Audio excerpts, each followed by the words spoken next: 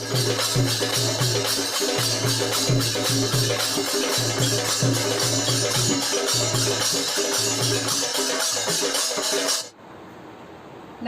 मैं हूँ रेखा सिंह। आज मैं फिर उपस्थित हुई हूँ आप लोगों के सामने एक अपने राज्य का मगही लोकगीत लेकर। तो सुनिए हमसे प्यारा सा मगही लोकगीत। मग में रहेली आ मगही पान न खैली, एकराला बड़ा अफसोस हो। पान मगहिया खिला दहो पिया जी, देखो मगहिया के जोश हो।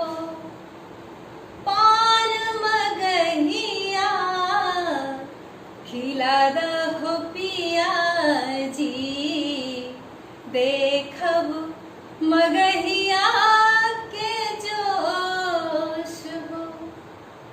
मगहिया पान हमरा खिला द पिया जी हो। मगहिया पान हमरा खिला द पिया जी हो। मगहिया पान हमरा खिला द पिया जी हो। मगहिया पान हमरा खिला द पिया जी हो। मगहिया पान हमरा खिला द पिया जी हो। मगहिया पान हमरा। पान मगहिया के नाम बड़ा है पिया। पान मगहिया के नाम बड़ा है पिया। छोटे छोटे पतवा खिलैहा पिया जी हो जी।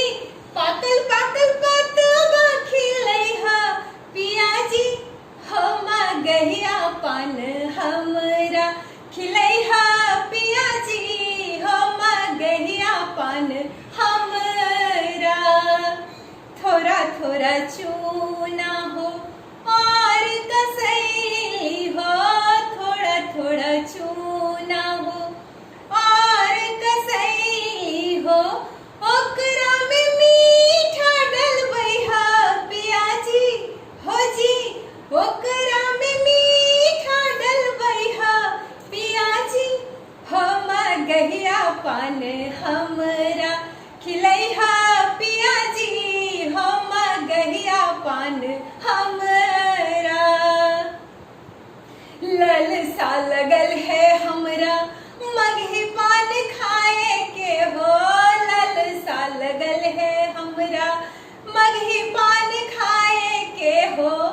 अपने ही हाथ से खिलैहा पिया जी हो जी। अपने ही हाथ से खिलैहा पिया जी हो। मगहिया पान हमरा खिलैहा पिया जी हो। मगहिया पान